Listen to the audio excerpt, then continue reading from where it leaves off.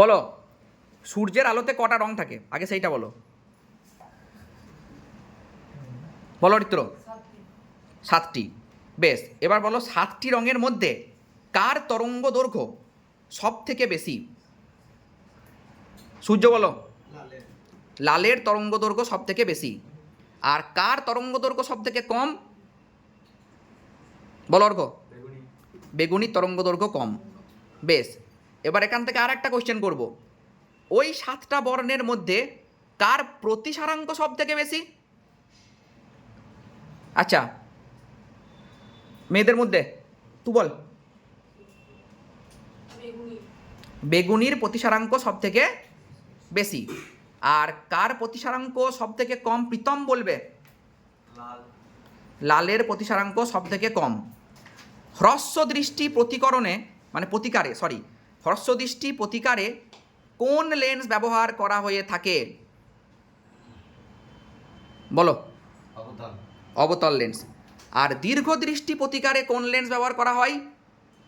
এইদিকে আমাদের অর্পণ বলবে উত্তল লেন্স। তার সঙ্গে তুমিই বলো যে দীর্ঘ দৃষ্টি কি, একটু এক্সপ্লেন করো, 2 লাইন বলো দীর্ঘ দৃষ্টি কি। যখন কোনো একটি মানুষ যখন মানে দূরের জিনিস স্পষ্টভাবে দেখতে পায় কিন্তু কাছের জিনিস স্পষ্টভাবে দেখতে পায় না। একদম, সাবাস, ঠিক আছে। আর এইদিকে নয়ন হাত তুলেছিল, নয়ন বলো হ্রস্ব দৃষ্টি কি?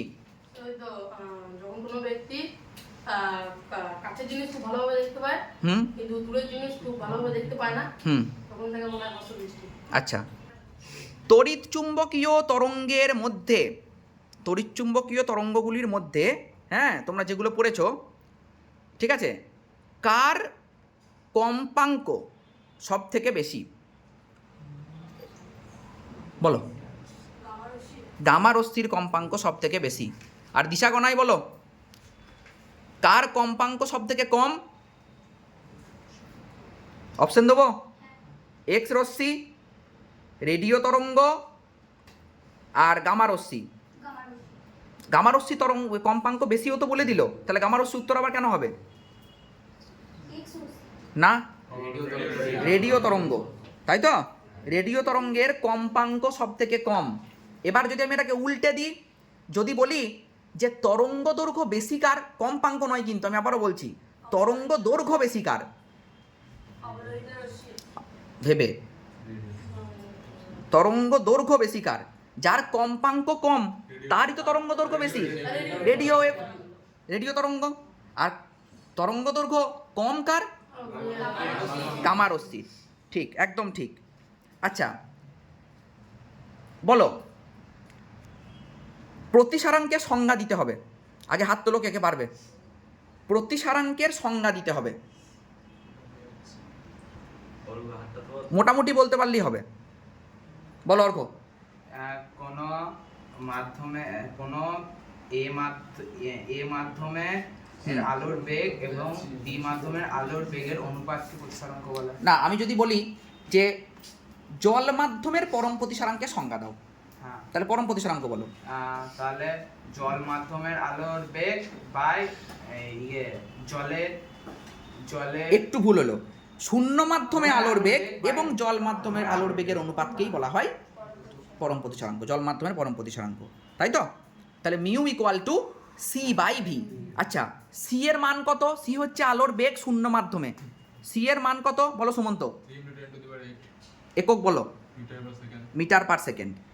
আচ্ছা, এবার সানু বলো মৌলিক বর্ণ কাকে বলে? মৌলিক বর্ণ কাকে বলে? সানু, সানু না পারলে রাকিব বলবে মৌলিক বর্ণ কাকে বলে। বলো রাকিব।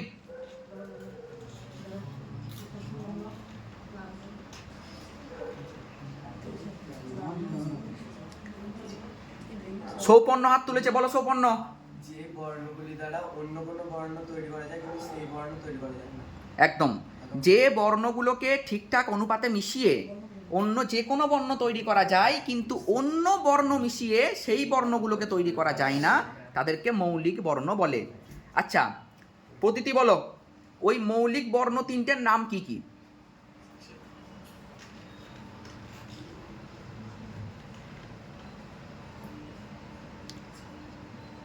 সূর্য বলো। লাল নীল সবুজ। লাল নীল সবুজ, ঠিক। আচ্ছা, প্রিজমের চ্যুতিকোণের রাশিমালা কি? রাশিমালাটা বলতে হবে শুধু, প্রিজমের চ্যুতিকোণের রাশিমালা। প্রীতম বলো। Delta is equal to I1 plus I2 minus কোণ অ্যাঙ্গেল A. একদম একদম কারেক্ট। সুব্রত বলবে এই এ অ্যাঙ্গেলটা কি, কি অ্যাঙ্গেল, কি কোণ এই এ কোণটা?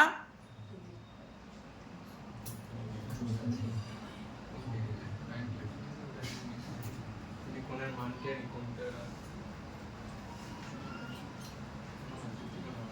বলো। চ্যুতিকোণ। না, চ্যুতিকোণ তো ডেল্টা। প্রিজমের একটি কোণ। প্রিজমের প্রতিসারক কোণ, কোণ। প্রিজমের প্রতিসারক কোণ, ঠিক আছে। আচ্ছা, কে বলবে এদিকে বলো। যখন আমরা সর্বনিম্ন চ্যুতিকোণ পাই তখন শর্ত কি হয়? শুভশ্রী বলো, সর্বনিম্ন চ্যুতিকোণের শর্ত কি?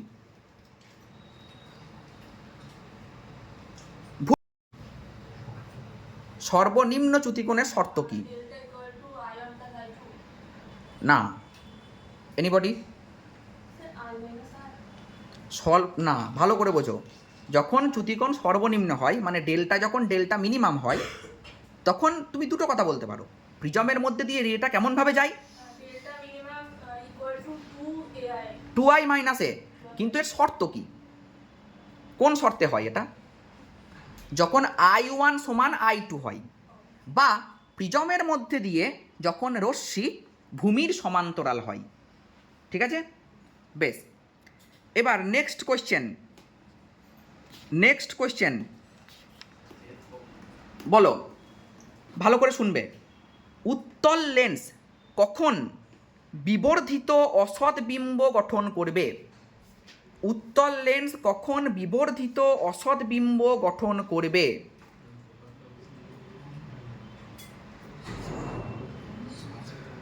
হাত তোলো। উত্তল লেন্স বলো সুমন্ত। এমনকি ফোকাস অবস্থান করবে। না, এটা ফোকাসের মধ্যে অবস্থান করবে। আলোক কেন্দ্র বলতে হবে, ঠিক আছে। আলোক কেন্দ্র এবং ফোকাসের মাঝে যখন অবস্থান করবে তখন আমরা বিবর্ধিত অসৎ বিম্ব পাবো। আচ্ছা বলো, ডেন্টিস্ট দাঁতের ডাক্তার কোন দর্পণ ব্যবহার করেন? বলো সানু, বলো জোরে বলো। উত্তল। ঠিক বলেছে? অবতল দর্পণ, স্যার ফার্স্ট অবস্থান বলতে গেল। ঠিক আছে। তারপরে তারপরে তারপরে বেশ ঠিক আছে। তারপরে বলো যে গাড়িতে যে রিয়ার ভিউ ফাইন্ডার থাকে, সেখানে কোন দর্পণ ব্যবহার করা হয়ে থাকে? এইদিকে বলবে অর্পণ, উত্তল দর্পণ। লেন্স কেন, দর্পণ, ঠিক আছে। বেশ, আর গাড়ির হেডলাইটে কোন দর্পণ? অবতল। কি রকম অবতল? অধিবৃত্তাকার অবতল দর্পণ ব্যবহার করা হয়ে থাকে, ঠিক আছে। বেশ, শেষ করলাম তাহলে, যাও ছুটি।